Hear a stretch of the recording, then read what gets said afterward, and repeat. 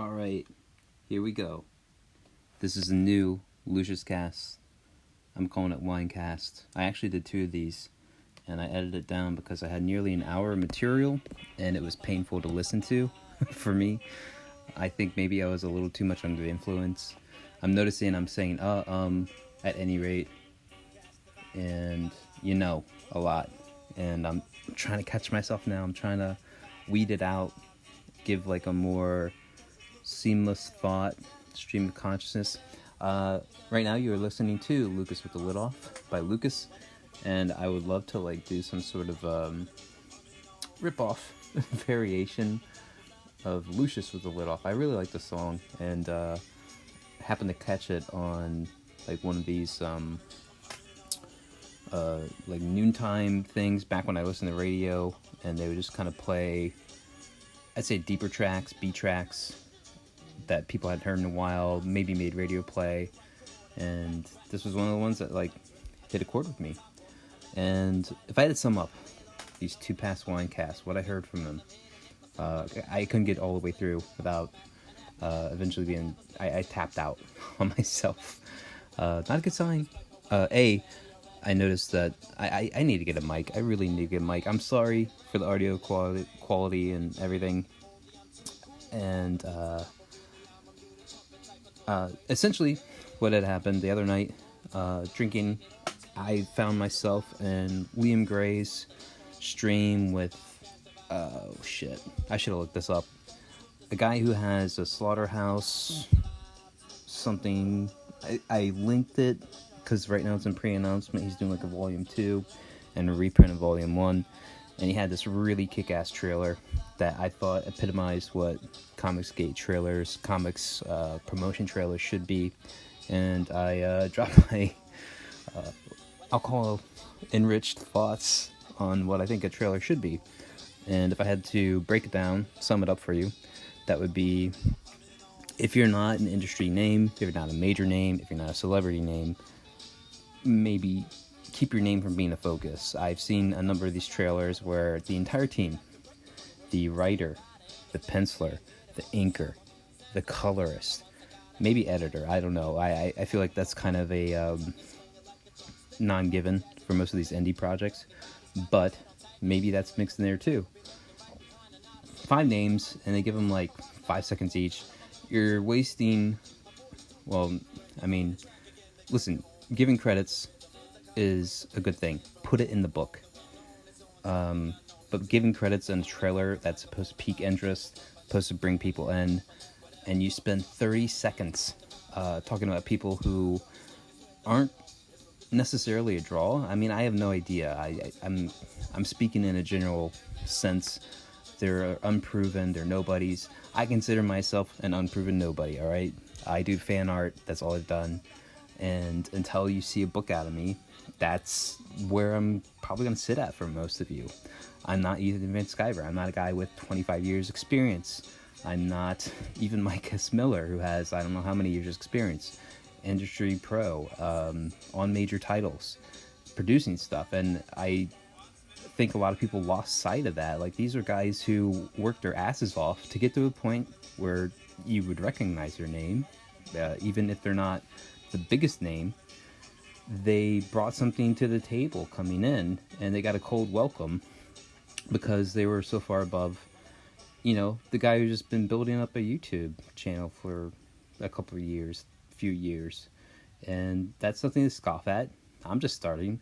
I'm last I checked, I had 19 subscribers. I really wanted to get to 24, and this is gonna sound so stupid. If you guys have ever watched Arrested Development, Tobias Funke, oh my god, it's a Winecast, guys. I'm drinking, and I think I have speech issues. As I listen to myself, I'm like, oh man, I sound much better to myself in my head than I do on recording. But whatever, I'm still gonna put myself out there, and where was I?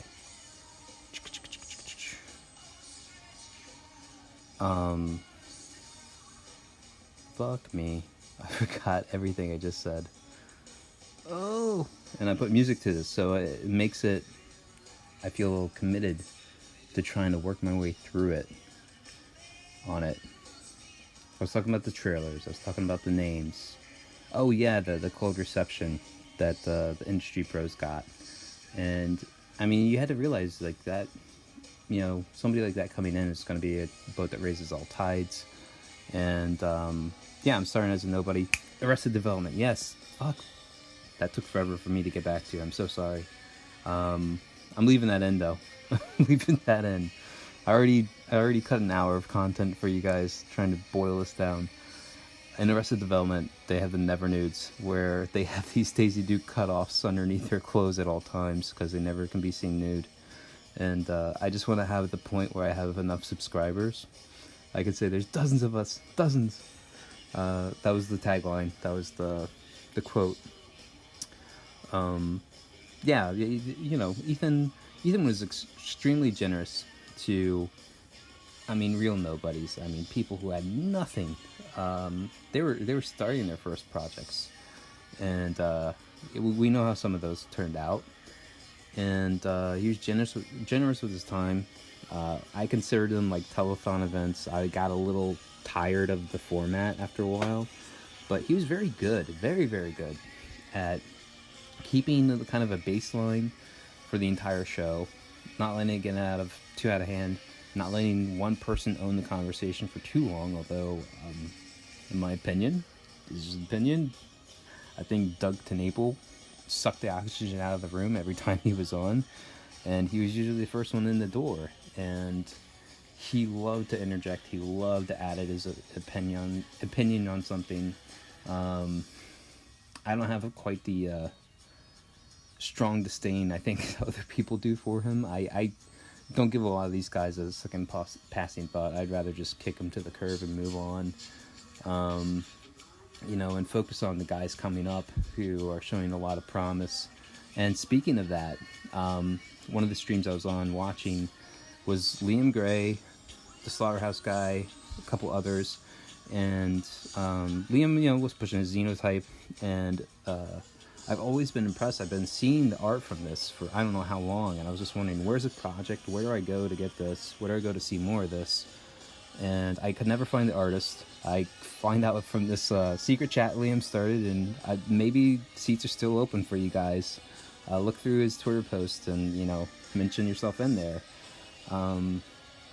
I was brought in on that, and I was like, where is your artist? Does he have a Twitter page? And eventually one of them's like, yeah, here it is. And I find out the guy's just been retweeting Liam posting this stuff, and I'm like, wait, this is kind of a weird setup. What's the deal behind this? Like, and listen, I have my issues with Twitter. I hate the UI. I hate the fact that I can't just find a post from I can't just say find all my posts from October or find posts related. So like, it's just like an archaeological dig through your own Twitter history to find things sometimes, and it's really, really fucking annoying, and it drives me insane. And the amount of peanut gallery comments that have come up since a major pandemic hit the town, it's driving me nuts. I hold my tongue a lot. Believe me, there's a lot of deleted tweets. A lot of deleted tweets out there that never saw the light of day. But yeah, Liam was on the stream. He was talking up his project. He threw me a bone, and I appreciated that. And I'm going to be doing a fan art piece for him. That's coming up. That's the next thing. I put up the offer for you guys. I'm rescinding it now because I give these things like a day. As far as I'm concerned, not to mention it's lost in all my post history. I was going a little Twitter crazy because I was burned out yesterday. Burned out, bro. Sis. And so I'm doing fan art piece for Liam, and I had a chance to talk to him. I was just trying to get reference shots for it because his actual comics or Indiegogo page where I was looking for it all, there's a front shot, but for the most part it's just the kid as the kid, not in his superhero persona. And I know he's posted other shots up on his Twitter, but I just told you what that's like, man, trying to dig for that stuff. So I was just asking him, like, hey, do you have like a back shot, side shot, or something? I can get a few more angles on some of these elements of it, and so I nail it, And he supplied, man. Not to mention, we just had a long chat, and it's really great. It's a great opportunity for anybody coming up, anybody interested.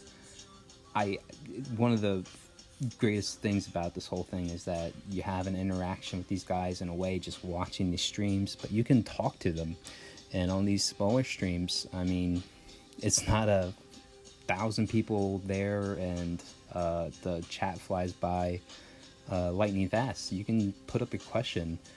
You can find these guys on Twitter, just DM them, and they usually get back to you. And it's amazing, like the amount of who I've been able to talk to.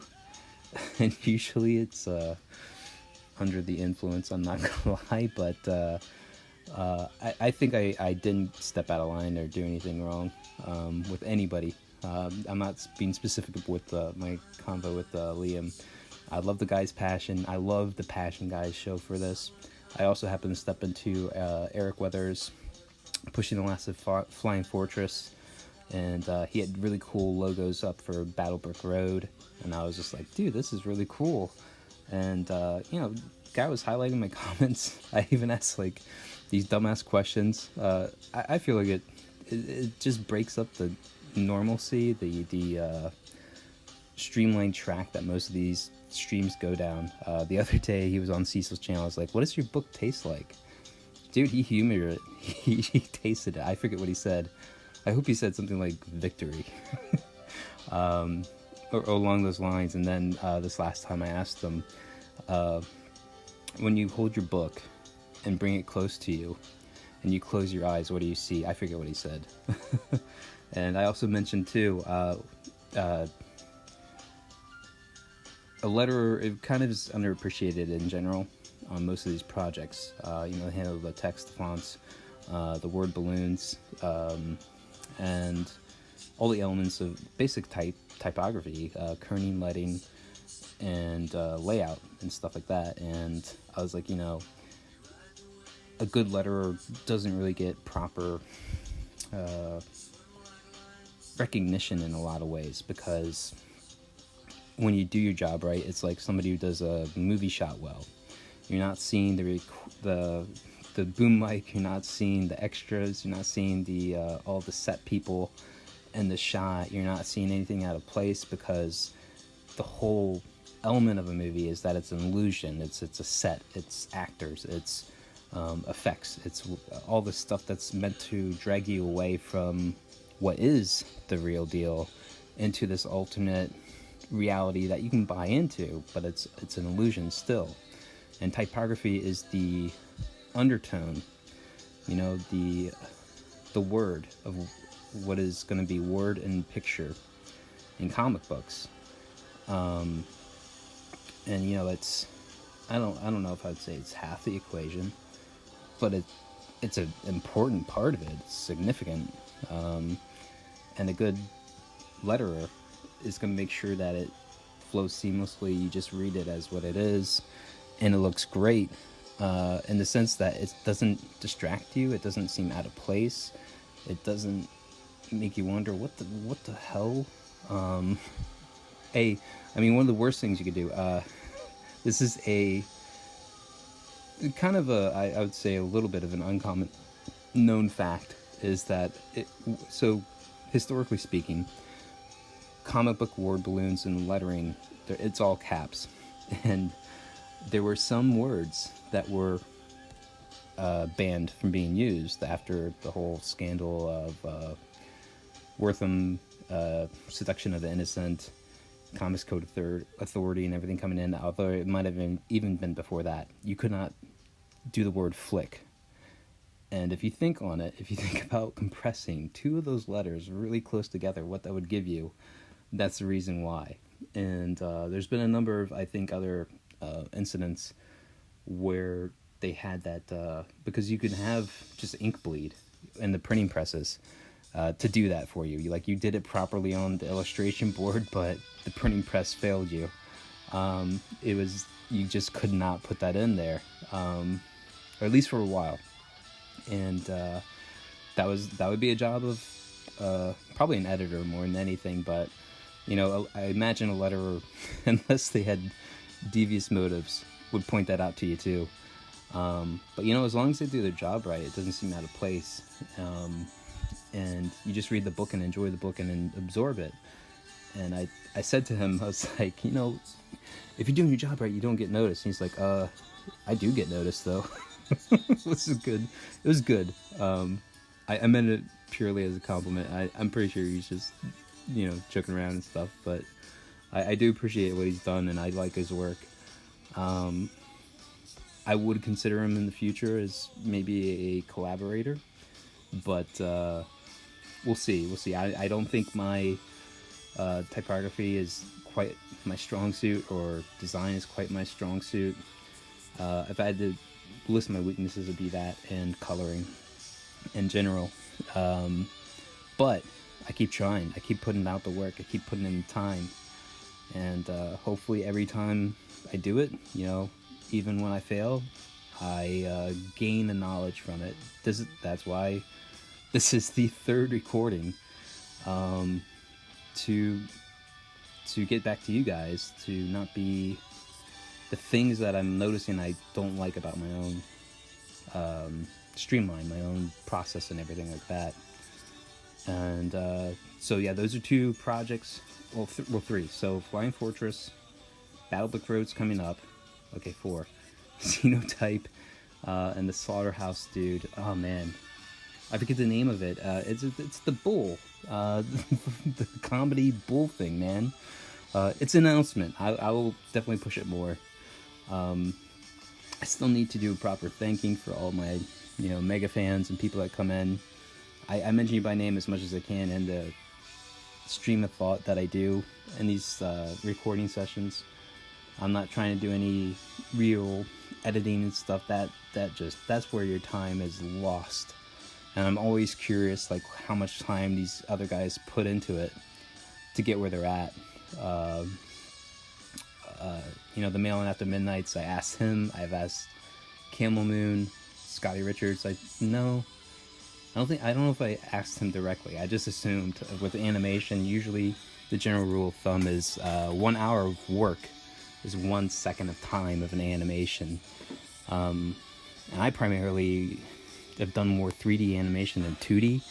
3D animation, the time gets eaten up when you model and make up an environment and all that, because you're crafting it from literally nothing, and you have to define those things. Once it's defined, the character models are like marionette dolls, and you're just puppeteering them, but you don't have to render them. You don't have to draw out every single frame. The computer's doing all that work for you.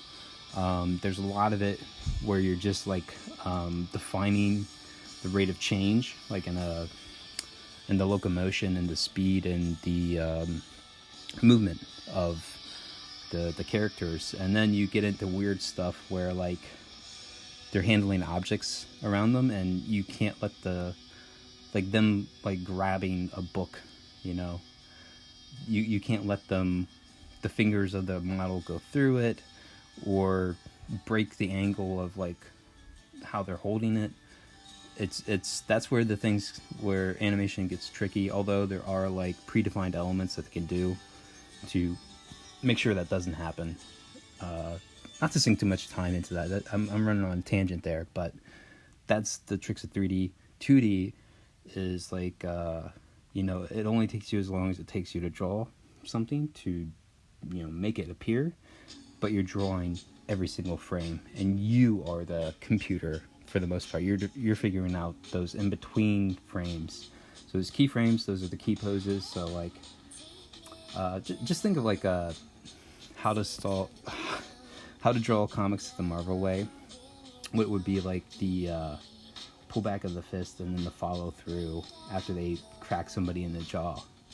The in betweens would be everything from point A to point B on that. But yeah, Scotty Richards Studios, you know, that that trailer he did for Cash Grab, that was a lot of work, devoted in. Camel Moon, what's crazy about his is that he designed and made this whole thing up. I mean, pretty much from scratch. I feel like. I mean, he had a concept influence, I would say, from the Space Ghost Coast to Coast, but like those are completely original designs on his part, and major props to that, and very entertaining. And the real genius of his stuff is the editing, because these are not like the same conversations he's putting together, but he's making something happen from them being put together. And it's really genius in my opinion. I really dig his Malin Cerberus design. Cerebus design. Yeah, I think that covers kind of what was my past two winecasts. Oh, and you guys should check out that Liam stream he had. You'll see Danny McBride from Eastbound and Down, like in his white suit as a GIF above the link that I posted for it. There's this really cool part of it. He kind of got ribbed in the stream. He one of the other guys like threw some praise at him, and he like had to turn off his camera because he started to like tear up. And I thought it was really cool, you know, amidst all this stupid and psychotic behavior coming from all the anti-side. There's still like this like genuine and heartfelt part to the whole thing that got out there, and you know, I liked it I appreciated it on a sincere element, and at any rate, I think I've hit the end of my ability to keep this running at the speed I have, and I hope you notice the change and you enjoy the change, and you know, as always, subscribe, like, comment, and you know, I'll take your complaints for sure. If you want to complain, I know I need to get a mic. And I need to figure out a way to have it all go together. And I'm gonna figure that out in the coming days. So much love, and until next time, keep it real, keep it fresh, and I'll see you later.